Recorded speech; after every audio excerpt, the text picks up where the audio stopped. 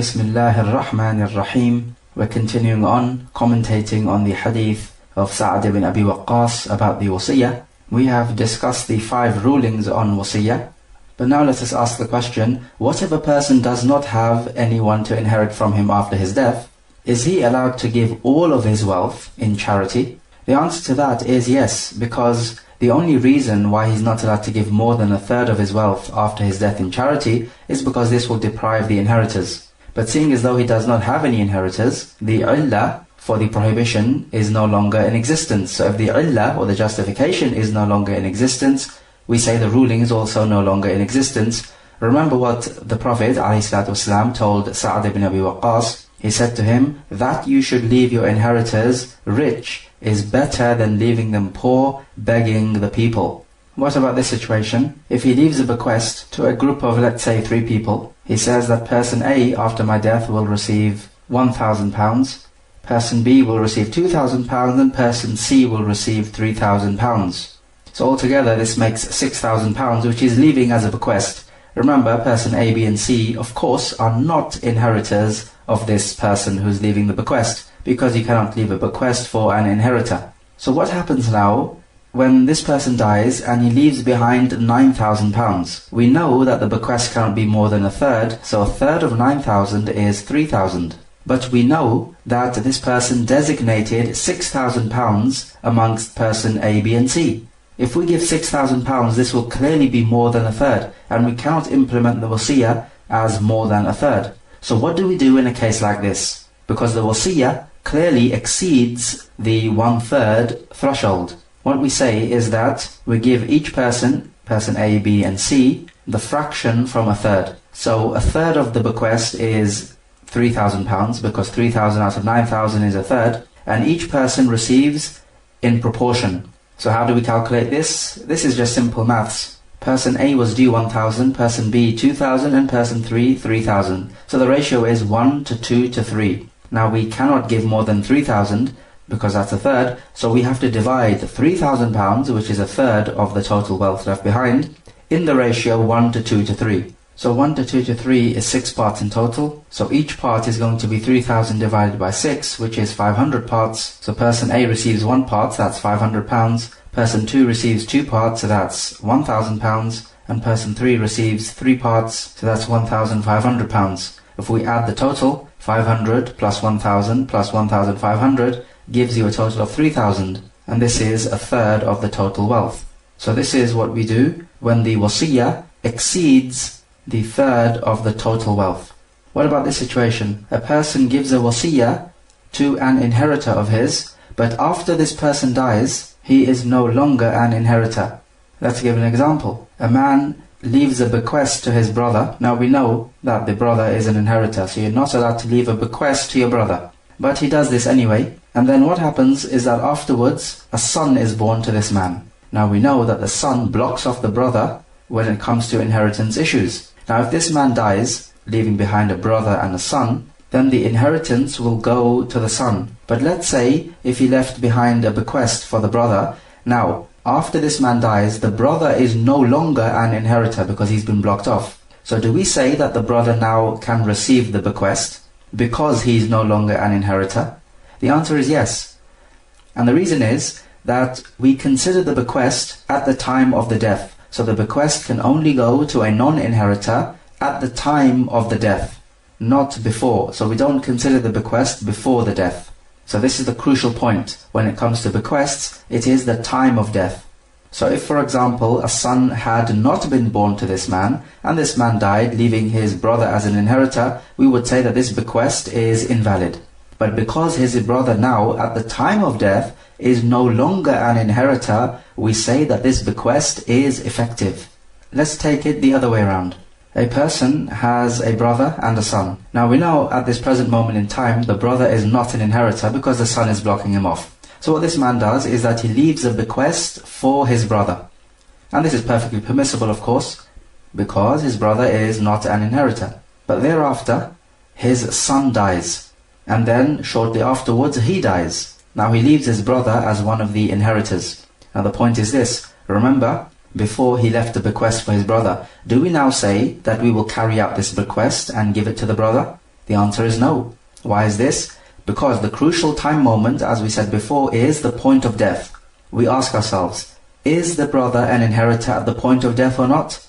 The answer is yes, he is. Therefore, the bequest is invalid, because you cannot have a bequest for an inheritor. And if someone leaves a bequest for another person, the one who will receive the bequest, his acceptance is only to be considered after the death of the person, not before, because the point is that before the death, the bequest is ineffective. The bequest only becomes effective after the death, never before.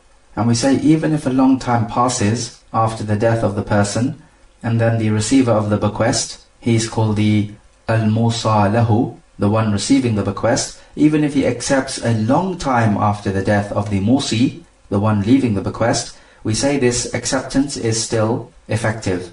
But the point is, it needs to be after the death, not before.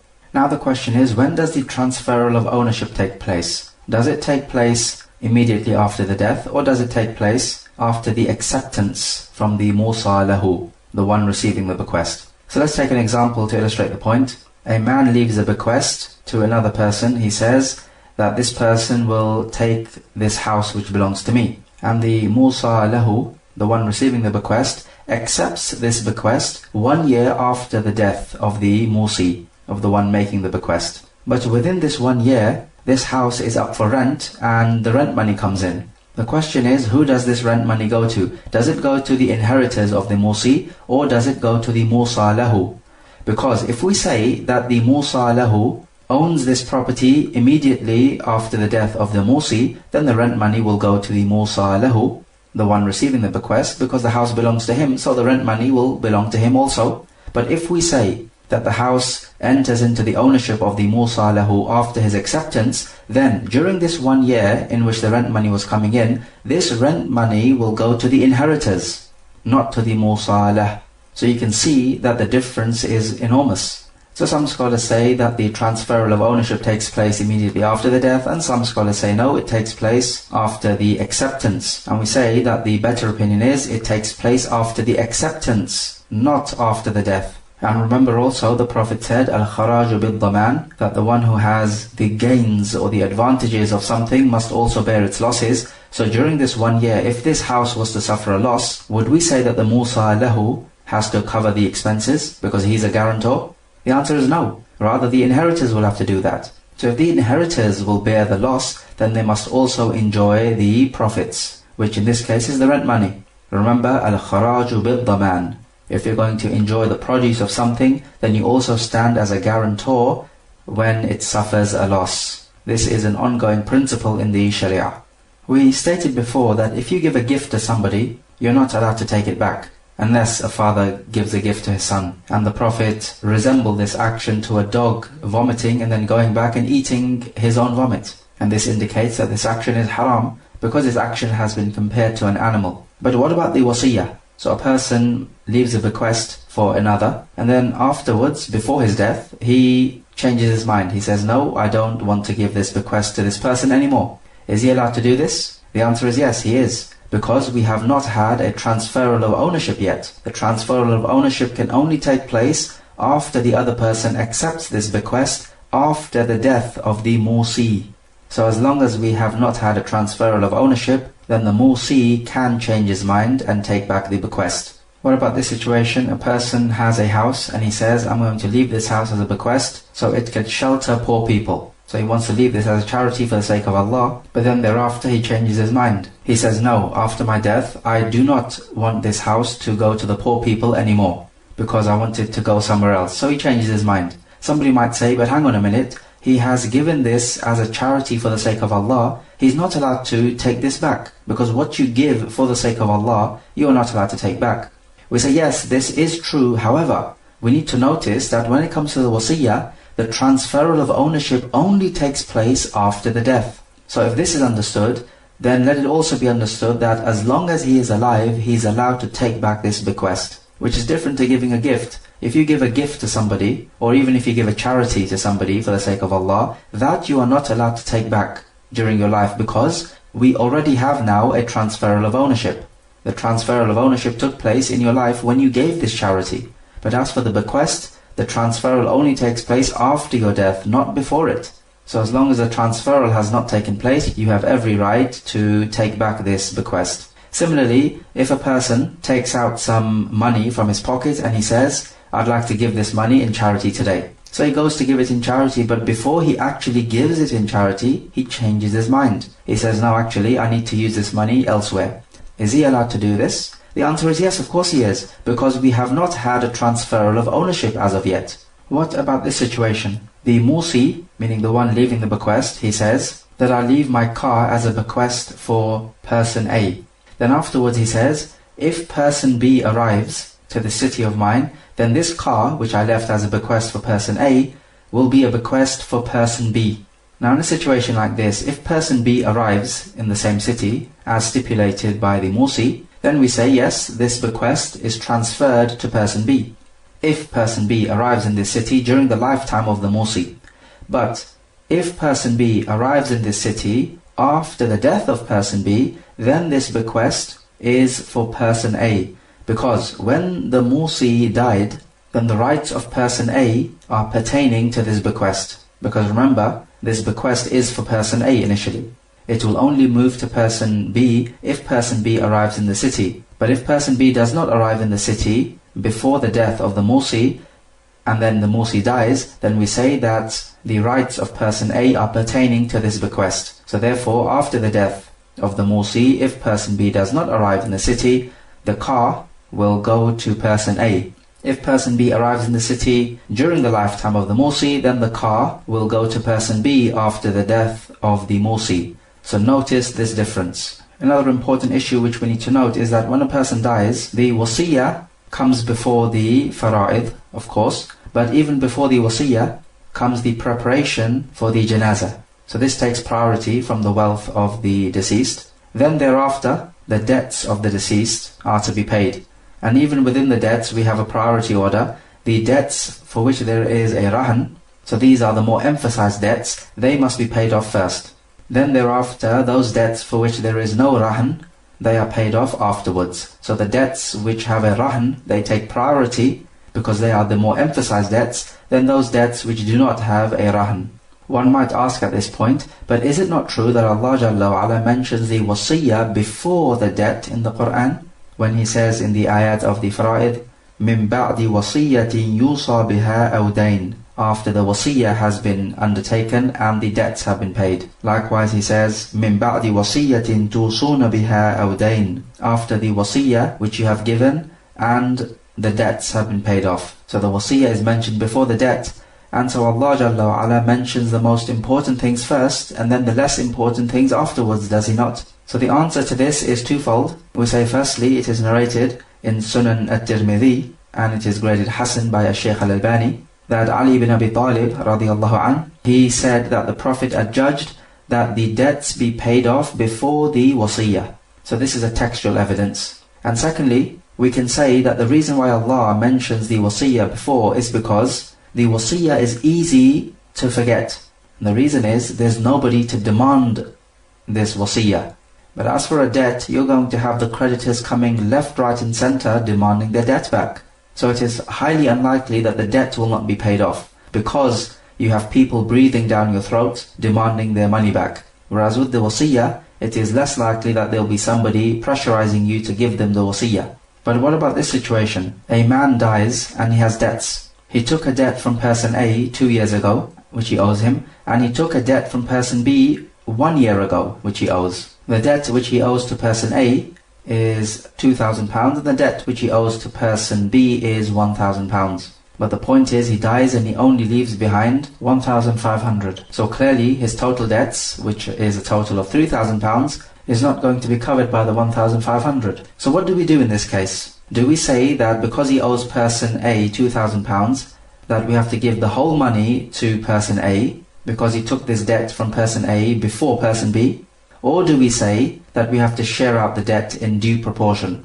The answer is the latter, because both of these people, person A and B, are creditors, and they both deserve their money back, without a doubt. So we do not say because he took the debt from person A earlier on, we give priority to person A. No, we don't say this. Rather we say that they are both going to take their share in due proportion. So we know that person A is taking twice as much as person B. So the ratio is 2 to 1. Now the money which is left over is 1,500, and this is after the janazah expenses, of course. We say we have to divide this £1,500 into the ratio 2 to 1. So there are 3 parts. Each part is £500. Person A receives £1,000, which is 2 parts, and person B receives 1 part, which is £500. So in total, 1,000 plus 500 is £1,500, which is the money which is left behind. Another issue is, if a person leaves behind a debt owing to another person and a debt which he owes to Allah, which one do we give priority? Some scholars say we give priority to the debt which is for the human, because the point is that the rights of other people are not based on forgiveness, they are based on retribution, but the rights of Allah are based upon forgiveness. So we give priority to the debts of other people. Another opinion is, no, we give priority to the debts of Allah, because the Prophet ﷺ said about the person whose mother did not perform Hajj, he said, "Uqdu Allah fallahu ahaqqu bil wafa." Fulfill the rights of Allah, because the debts of Allah have more rights to be fulfilled. And this is talking about the Hajj. So the Hajj is a debt which you owe to Allah Jalla wa Ala, and it is taken from your money after your death. But we say that the correct opinion is, we have to share these debts out. Just like in the previous example, we shared out the debt between person A and B in due proportion. So likewise we have to do the same thing here. And we don't give anyone priority.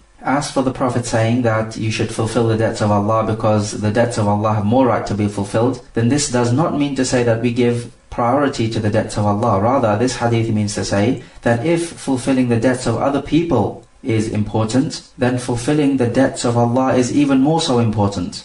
It does not mean to say that the debts of Allah take priority. So the Prophet here is telling us that do not belittle these debts which you owe to Allah.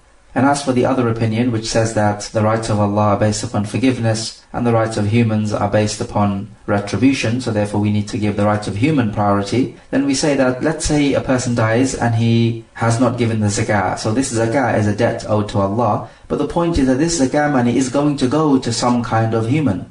So the rights of humans are also pertaining to this zakah as well as the rights of Allah. Likewise, if he made a nadhr to give in charity, this is a right of Allah, but this charity is going to go to a human, so the rights of humans is also pertaining to it. Likewise, with a kafara, if he has to offer an expiation. For example, if he has to feed 60 poor people because of dhihar which he made to his wife, or for example, if he had intercourse during the daytime of Ramadan, then this is a right of Allah, but this food is going to go to poor people, so they also have a right to this. And even if the debt is something like performing Hajj, for which no particular human is going to benefit from, then we simply say, as the hadith says, that the debts of Allah have more right to be fulfilled. So if we give priority to human debts, then we will be directly opposing this hadith. And this is not something which is befitting for any Muslim. Let us now mention a few words pertaining to the al-musa lahu, the one who receives the wasiyya. First note that when it comes to the topic of wasiyya, we have 4 essential elements, or we could say 4 pillars. First of all, we have the musee. This is the one who is giving the wasiyah or making it, that after I die, such and such wealth will go to such and such a person. Then we have the musa lahu, the one who is going to receive the wasiyah. Then we have the al-musa ilayhi, and this is the person who is going to implement this wasiyah. So he's going to deliver this wasiyah to the musa lahu. Then fourthly, we have the al-musa bihi, that item which is being given as a wasiyah. So if person A appoints person B to give his car, meaning the car belonging to person A, to person C after the death of person A, then we say person A is the musee, person B is musa ilayhi, the car is the al-musa bihi, and person C is the al-musa lahu. So we are talking about al-musa lahu, the one who's going to receive the wasiyah. We say the type of person you can give the wasiyah to is the one who is allowed in the Sharia to own wealth. Because if you're not allowed to own wealth, then you're not allowed to take a gift. So that being said, we find you're not allowed to give a wasiyah to a servant, because the wealth of a servant actually belongs to his master. Likewise, if you gave a wasiyah to a jinni, in the Sharia, a jinni does not own anything. So you cannot trade with a jinni, nor give him a gift. But despite this, the ulama have said that if a jinni communicates with humans and he says that something which is in his possession is owned by him, then the ulama say that he is to be believed. But on the other hand, you're not allowed to give a jinni anything to own. And the difference is, in the first scenario, the jinni already has this item in his possession. So we have to go by his statement that he owns it. But in the second scenario, you are actually transferring ownership to him. And this is impermissible. The exception would be when the Prophet made the jinni own the bone which has had the name of Allah mentioned over it, and also the dung of the animals as fodder for the beasts of the jinn. So this is something they do own, and the Prophet told us, do not make istinja with these two items, the dung of the animals and also the bones, because they are for the jinn. Likewise, it is impermissible and improper to give anything to a malak or an angel as a wasiyya, because the malaika do not own things in the sharia. And we have good reasons to believe that the malaika do not eat and drink, because when the malaika came to the house of Ibrahim alayhi salam, they did not eat the roast calf which Ibrahim served to them. And likewise, the malaika are made out of different material. They do not have the same biological processes as humans do, so they don't need food and drink and all these other material items which humans are in need of.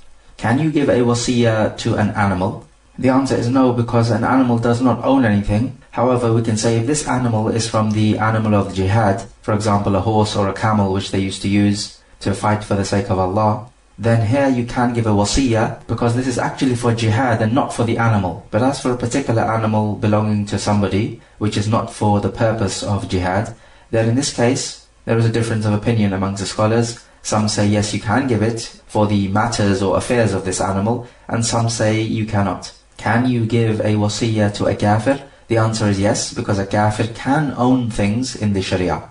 You are allowed to trade with a kafir, and you are allowed to give him a gift. And we know that certain kuffar are entitled to zakah payments as well. But as for a murtad, who is an apostate, of course an apostate is a kafir, but the ulama say he cannot own anything.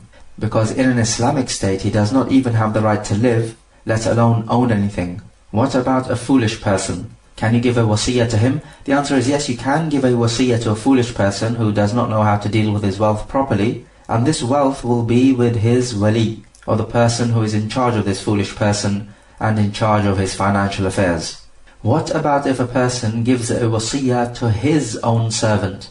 We say this: if he says that after I die, a third of my wealth will go to the servant of mine, then there's no problem with this, because the point is that the servant is part of his wealth. Let us suppose that a servant is worth 1,000 dirahim, and this person who owns the servant also has other money from his trade worth 1,000 dirahim, and he also has some other cash worth 1,000 dirahim as well. So that's 3,000 dirahim worth of money altogether. If he gives a third of this wealth as a wasiyya to his own servant, then we find that the servant is part of his wealth. Now his wealth is worth 3,000 dirahim altogether, and a servant is worth 1,000, so that's a third. If he gives a third of his wealth to the servant, then this means, because the servant is worth a third, the servant becomes free. Because it's as if the servant has been set free for his price, which is 1,000 dirahim.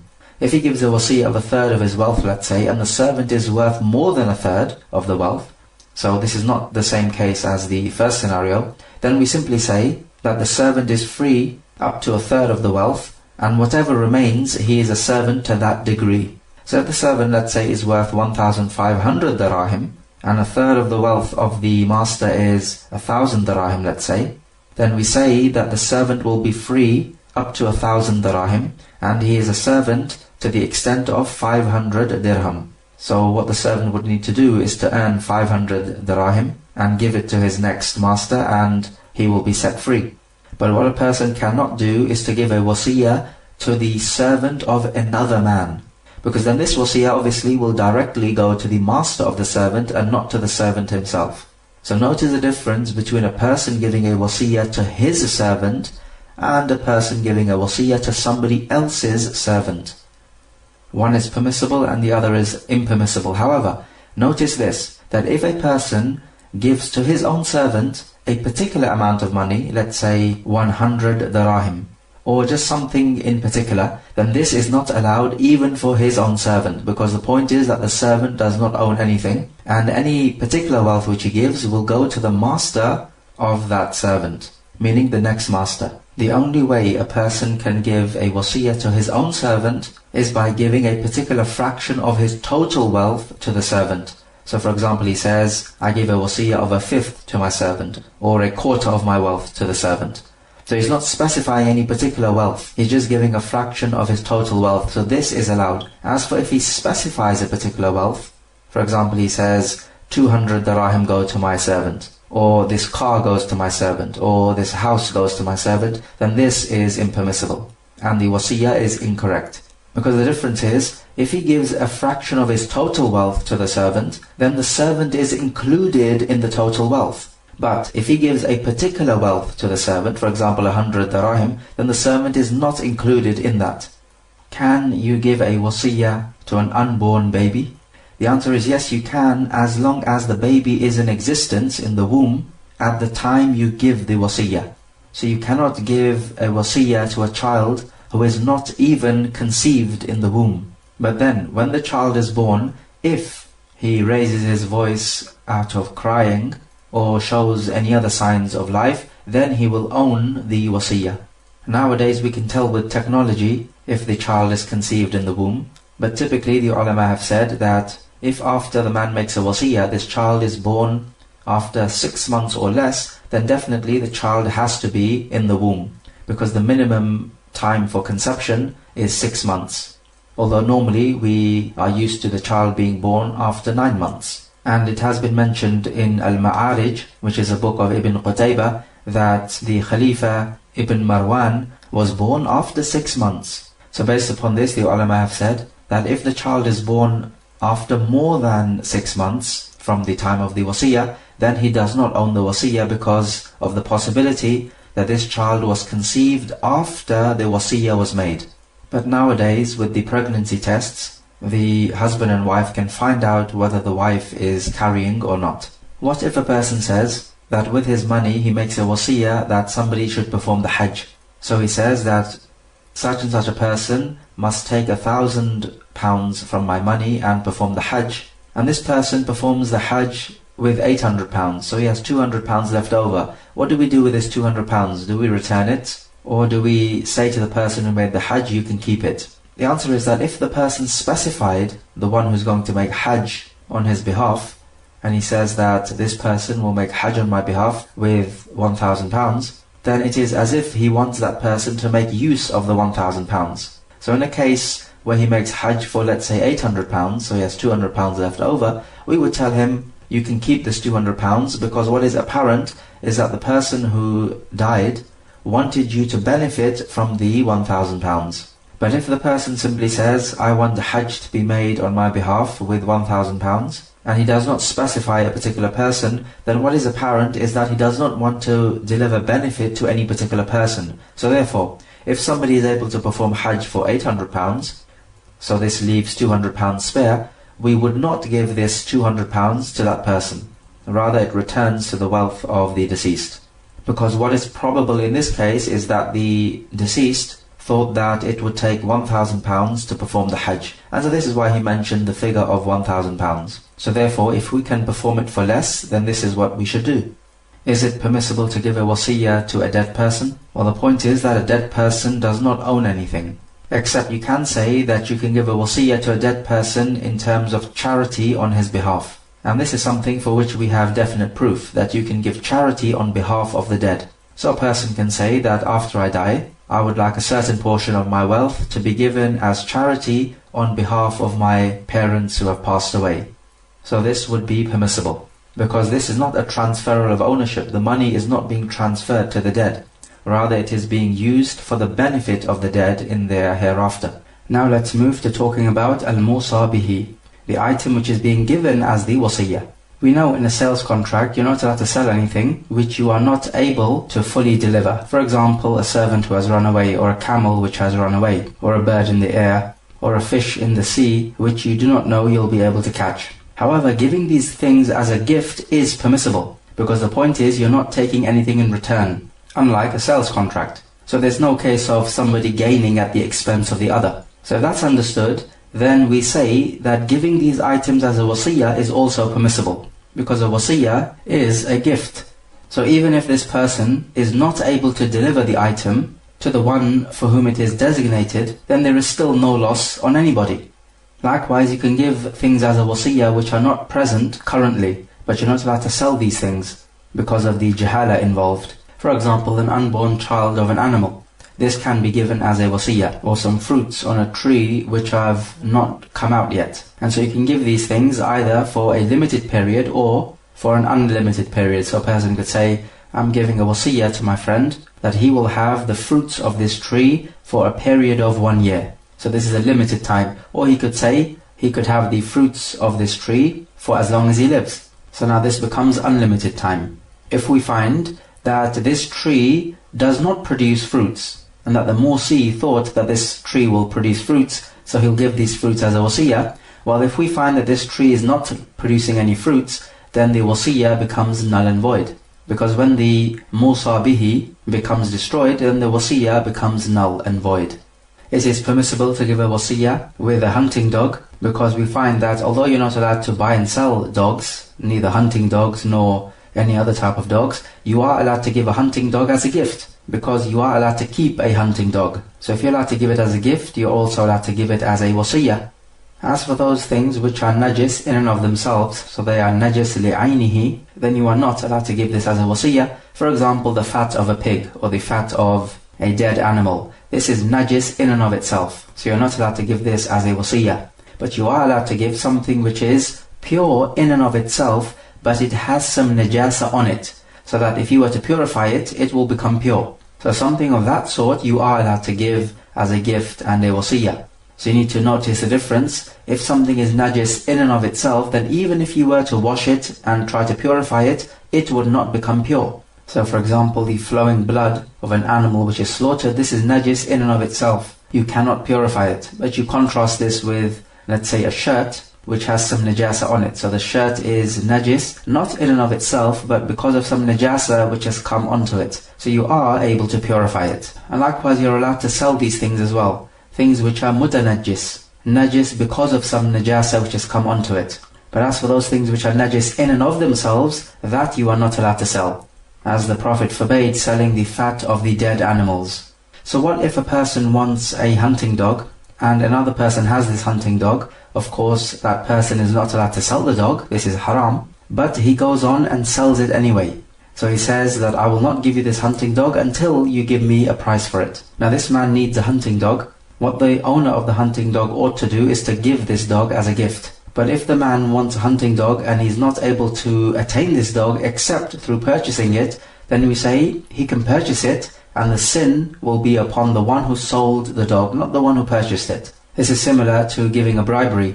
If you are deprived of rights which belong to you, and the only way you can regain your rights which belong to you is by giving a bribe, then we say you are allowed to give a bribe, and the sin will not be upon you, rather it will be upon the one who is accepting this bribe. Because it was upon the one who is accepting the bribe to give you your rights without taking any money from you. So this is a similar situation. What happens in a case where a person, the musee, gives a wasiyya, and then thereafter, meaning after the death of the musee, the people differ as to what the musa bihi actually is. So for example, if a musee says that I'm going to give my friend a servant as a wasiyya, then is it permissible for us to give this person a mad servant? The answer is no. Because when you give a servant, then in the customs of the people, the whole idea about a servant is that he will benefit you. Well, a mad servant cannot benefit you. So we have to go by what the customs dictate the definition to be. And so when a person says that I'm giving a servant as a wasiyya, it has to be a servant of sound mind who can bring benefit to his master. Or for example, if a person says that he is giving a shat as a wasiyya, in the Arabic language, a shat can have different meanings. It translates to a sheep, but what type of sheep is it? We look to the customs of the people to see how they define the word shat, and in the customs of the people, you would find it to be a female sheep, as opposed to a male one. So we would have to give a female sheep and not a male sheep. So the point is, whenever we have a dispute about what the word actually means, then we have to look to the customs of the people to decide the matter. What about this situation? The musee gives a wasiyya of 1/3 of his wealth to one of his friends. Now what happens is that this person, the musee, is killed through accidental murder. Now because he's killed by accidental murder, the relatives are entitled to take the diya, which is the blood money, and this blood money will be added to the wealth of the one who is killed.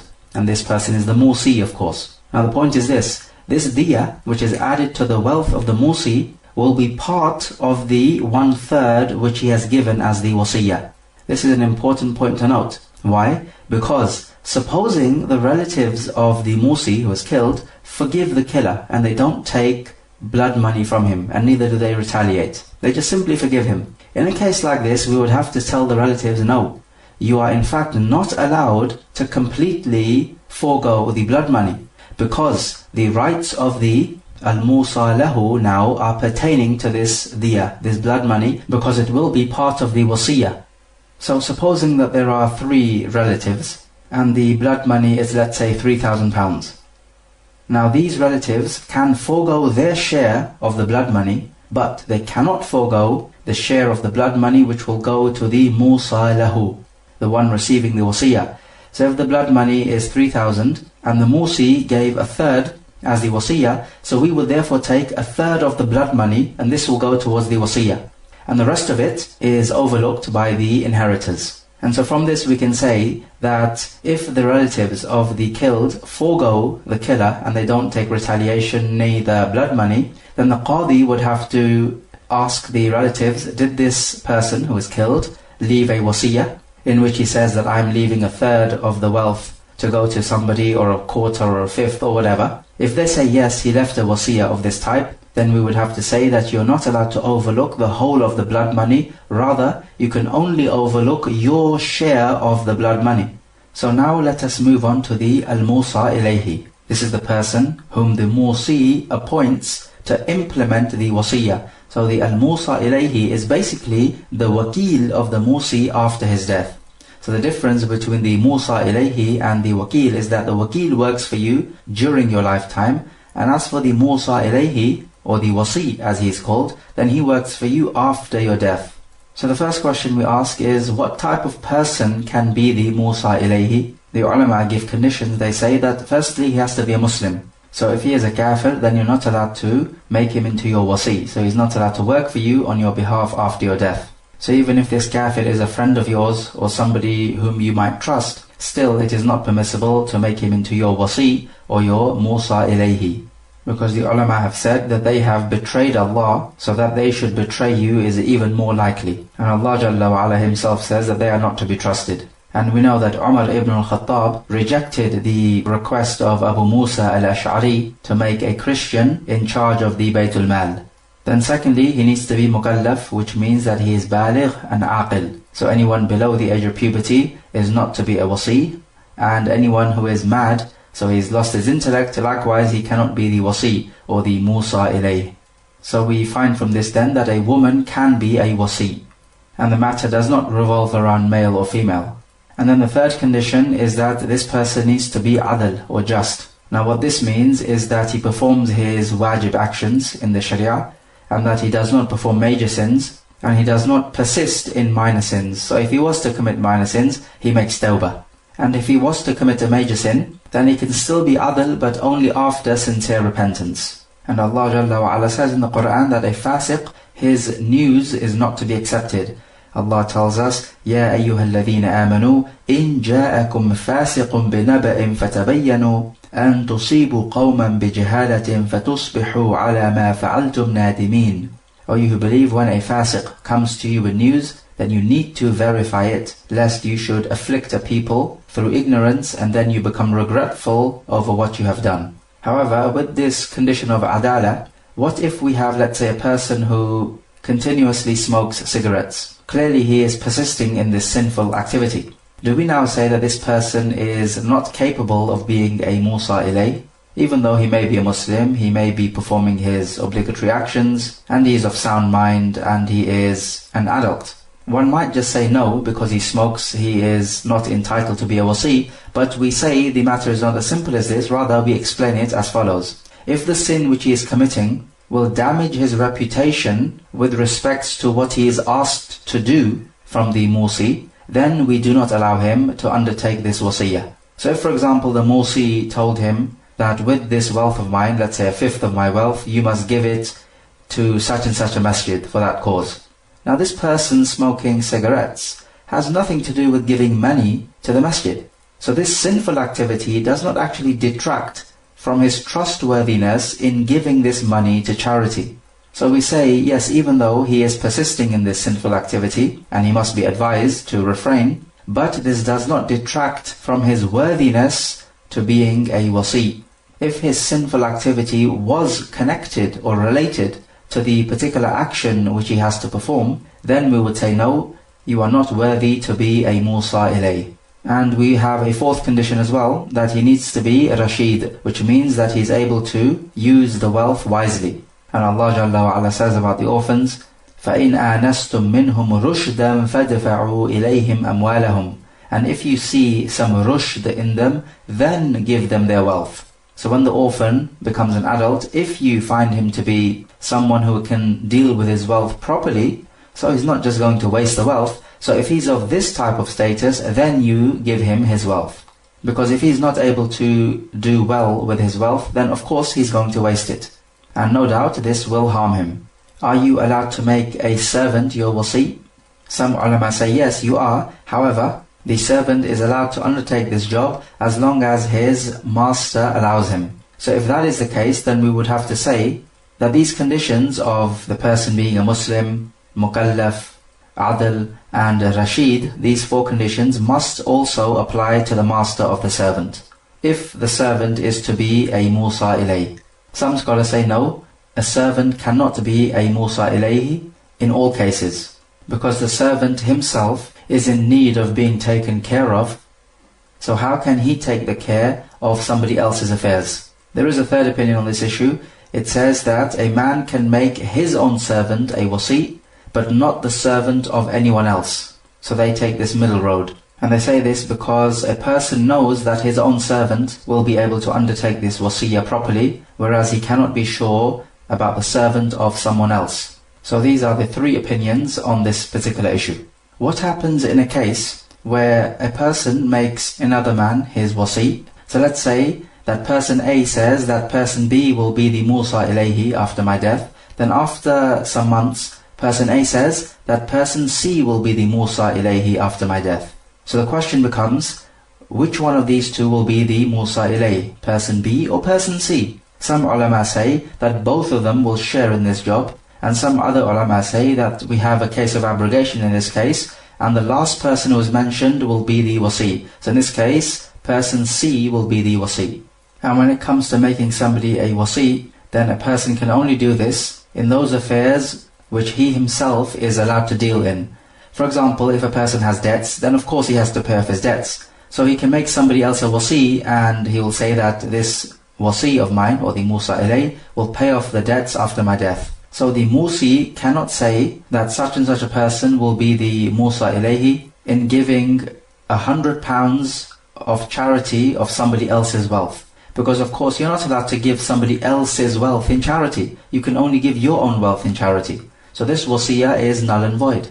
And the Musa ilayhi is not allowed to implement this wasiyya.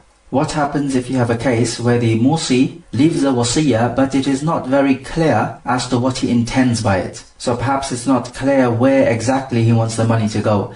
In these cases where the matter is unclear, we have to go by the customs of the people. So we would say to the wasi, or the Musa ilayhi, they are the same people of course, we would tell him, look to the customs of the people and do what you feel is best with this wealth. What about this situation? Is the musi allowed to appoint a Musa ilayhi for the job of marrying his daughters off? So the musi says that person A will be the wali of my daughters in their marriage. Some scholars say yes, he is allowed to do this. However, this is a weak opinion. Rather we say, when it comes to the wali of the woman in the marriage contract, then the wasiyya has nothing to do with it. Rather we have to go by the qaraba, or the blood relationship. This takes precedence over the wasiyya. So we know that the father has most right to be the wali of the woman in the marriage contract. But what if this father dies? We say that the right of the walaya in the marriage contract now moves to the next strongest male relative of this woman. it does not move to the one whom the father has appointed to be the wali of the woman. So notice the difference.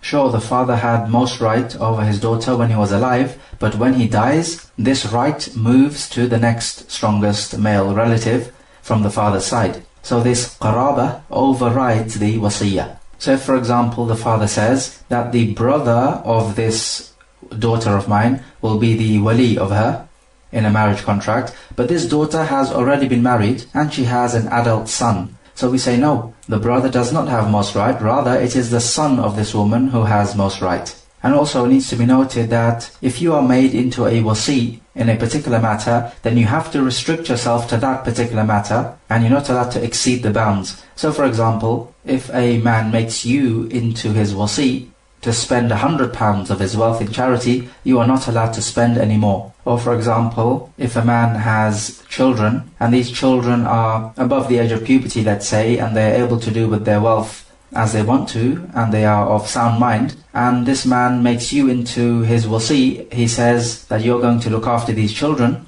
then yes, you look after the children, but you're not allowed to deal in their wealth. As for example, the one who looks after an orphan is allowed to deal with the wealth of the orphan in the way which is better.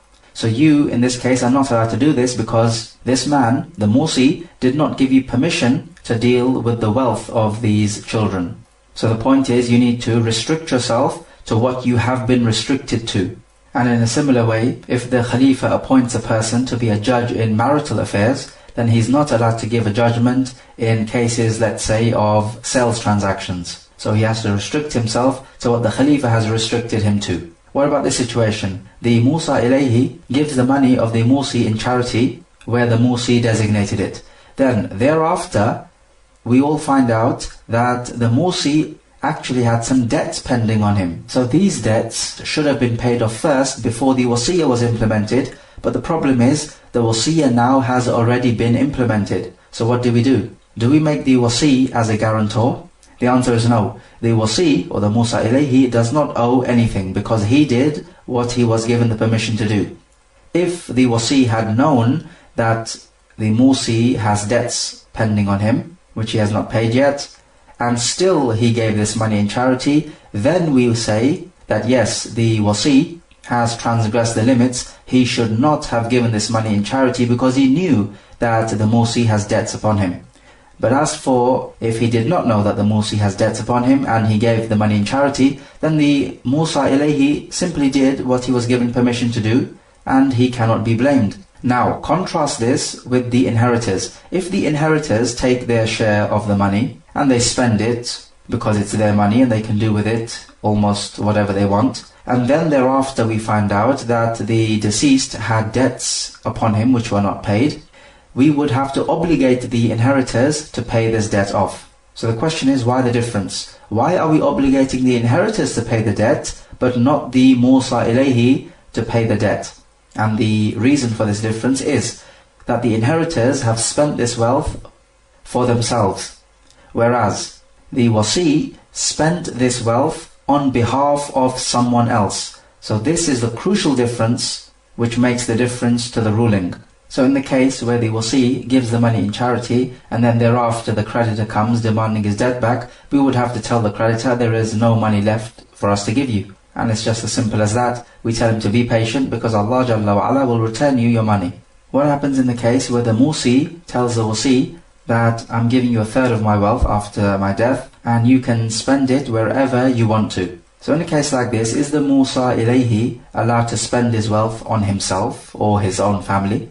We say no, because this is not the intention of the musee. The musee wants this money to go to a good charitable cause, and the Musa ilayhi should not spend it on himself or on his family or on anyone whose testimony would not be accepted for the Musa ilayhi. Because in a case like this, people will suspect the Musa ilayhi of foul play, of favouring himself and his family, and this will damage his reputation. So if he was to give this money to his family or himself or even a close friend of his, basically anyone whose testimony in a court would not be accepted if that person gave a testimony in favour of the Musa ilayhi. Because in a case like this, like we said, the Musa ilayhi would be suspected of foul play and showing favouritism. However, if we have a situation in which the Musa ilayhi cannot be suspected of foul play, then this money can go to his family. For example, if we have some money and there are certain people entitled to this money,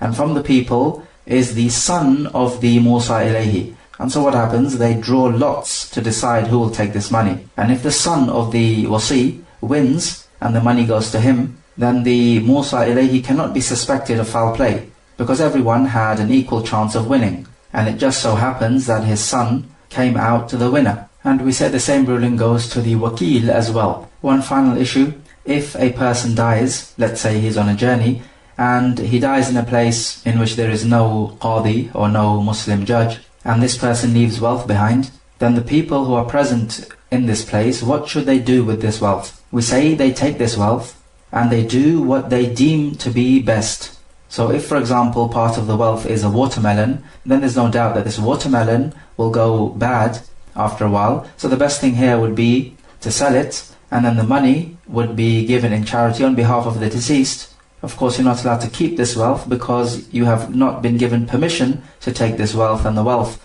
of a Muslim, of course, is sacred, and you're not allowed to take it except with his goodwill, and he did not give you permission to take this wealth. So you have to do what is best for the deceased. Or for example, if there is some cash, then this could be kept with you. Of course, you're not allowed to make use of it, but it could be kept with you. You don't know, perhaps the deceased's inheritors will come asking for their rights. Okay, let's take some review questions. So question number 1. Is it a condition that the recipient of the bequest should accept the bequest? Answer this question in the context of a bequest which is a house, and this house is put up for rent with incoming rent money. Whom does the rent money belong to if the recipient delays in accepting this house? Question number 2. What's the difference between najis and mutanajjis in the context of giving a bequest? Question number 3. Explain how the bequest can affect the blood money. Question number 4. What are the 4 qualities which must be present in the wasi or the Musa ilayhi? Question number 5. If afterwards you find out that the deceased had debts left on him, then explain what the difference is between the wasi and the inheritors with regards to paying off the debts.